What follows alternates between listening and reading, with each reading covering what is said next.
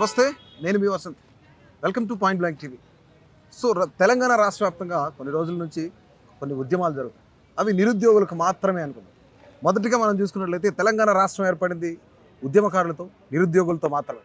అలాగే కేసీఆర్ 10 ఏళ్ల పాలనకు చరమగీతం పాడింది కూడా నిరుద్యోగులే. సో నిన్న టీఎస్ఎస్పీ ముట్టడికి కొంతమంది నిరుద్యోగులు ఇక్కడికి వచ్చారు. అక్కడి నుంచి ఒక నినాదం వినిపించింది. ఖచ్చితంగా నిరుద్యోగులకు న్యాయం చేయాలని చెప్పేసి ఒక నినాదం వినిపించింది.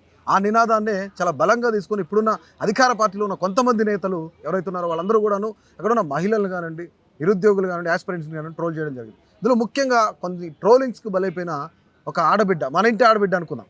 సో మనతో ఉన్నారు సింధు, మనతో ఉన్నారు. పాయింట్ బ్లాంక్లో ఇంటర్వ్యూ, మీరు కూడా ఆన్సర్ అలాగే చెప్పాలి. తప్పకుండా. సో టు బి ఫ్రాంక్, మీరు పెయిడ్ ఆర్టిస్టా? కాదు. ఎందుకు మీ మీద ట్రోల్స్ జరుగుతున్నాయి?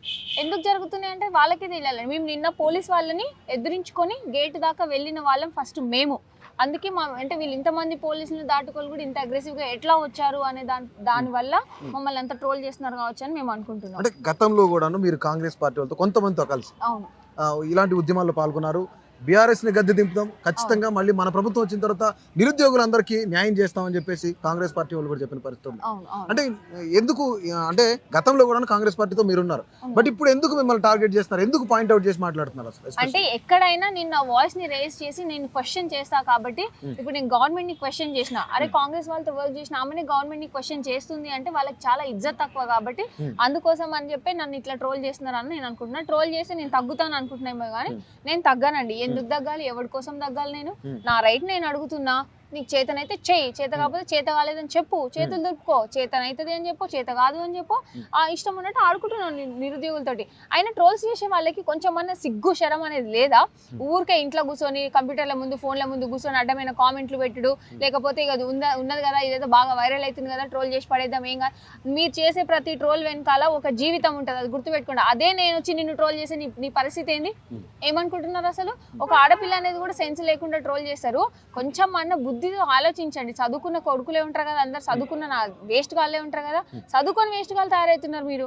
సో ఇప్పుడు మిమ్మల్ని ట్రోల్ చేయడం అనేది సెకండరీ, బట్ ప్రైమరీ ఏంటంటే ఒక బాధ్యత గల ఎమ్మెల్సీ మీలాంటి గ్రాడ్యుయేట్లు ఎంతో మంది ఓట్లు వేస్తే ఈ రోజు నెగ్గిన వ్యక్తి. సో మిమ్మల్ని ఒక మాట అనకూడని మాట అన్నారు. సో దాన్ని ఎట్లా చూస్తున్నారు మీరు? అసలు ఎట్లా చూసాం?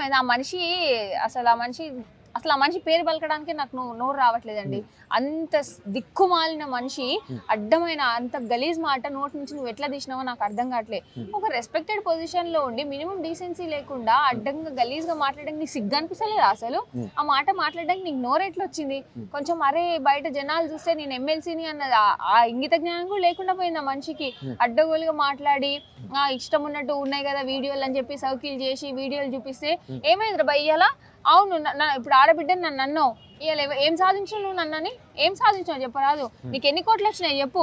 ఎప్పుడు నీ బతుకంతా బ్లాక్ మెయిల్ చేసుకుంటా బతికిన బతుకు చెప్పు తీసుకొని కొట్టాలి నిన్ను. ఎట్లా అంటే ఇప్పుడు రా అశోక్ నగర్ ఉరికించి కొడతారు జనాలు నిన్ను.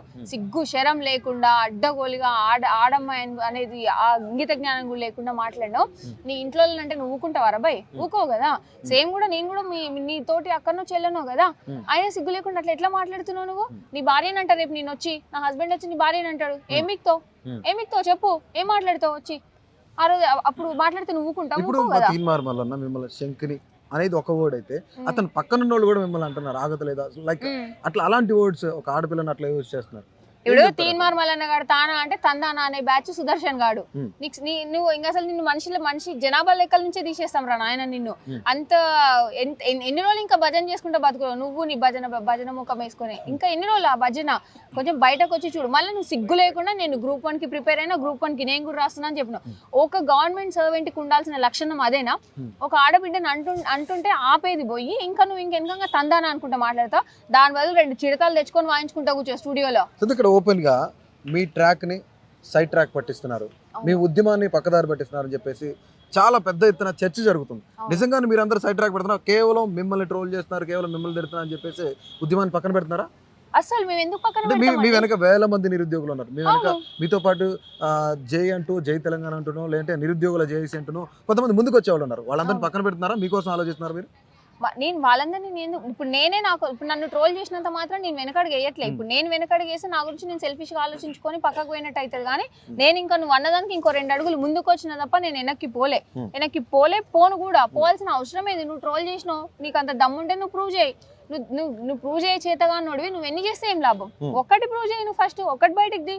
నీకు ఏది చేతగానోడివి, నువ్వు కూర్చొని ట్రోల్ చేయడమే నీ బతుకైతే చూసి సిగ్గు తెచ్చుకోండి. నన్ను చూసి నేను బయటకు వచ్చి నేను క్వశ్చన్ చేస్తున్నా, నీ ముఖం బయట చూపించుకోవడానికి కూడా నీకు బయట కూడా చూపించుకోలేనోడివి నువ్వు.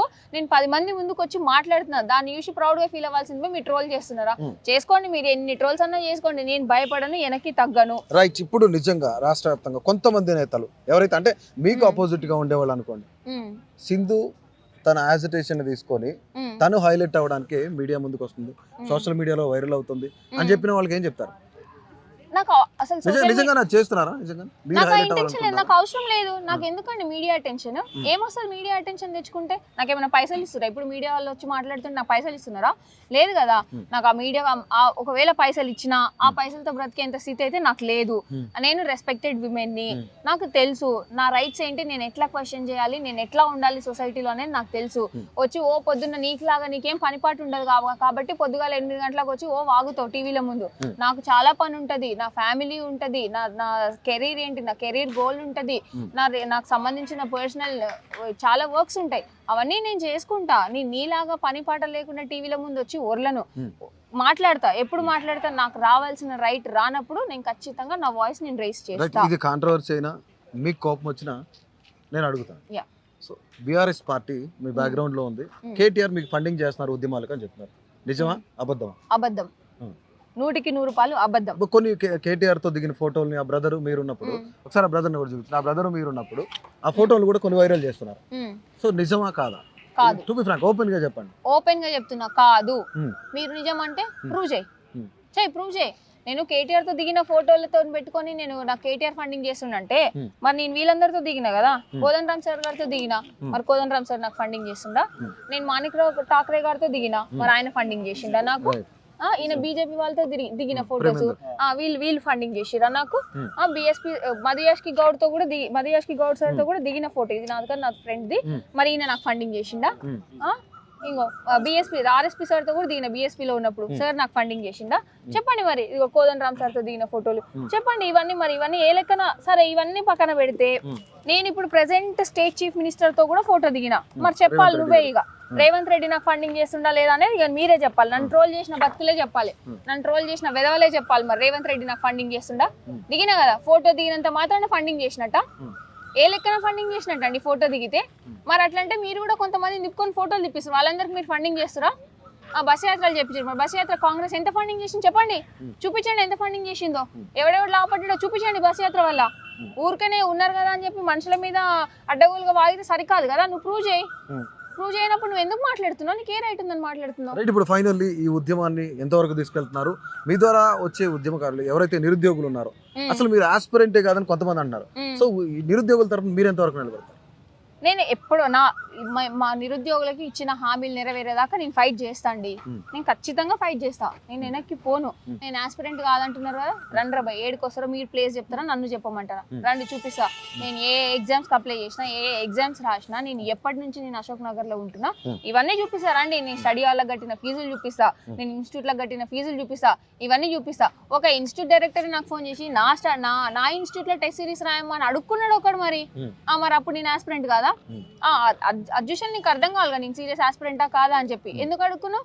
నేను తమాషా రోడ్ల మీద తిరిగేదాన్ని అయితే నువ్వు నాకు ఫోన్ చేసి అడగవు కదా, అడిగినావు కదా, మరి దాన్ని ఏమనాలి? అయినా సరే బయట పెట్టు, నువ్వు పెడతావా నన్ను పెట్టమంటావా?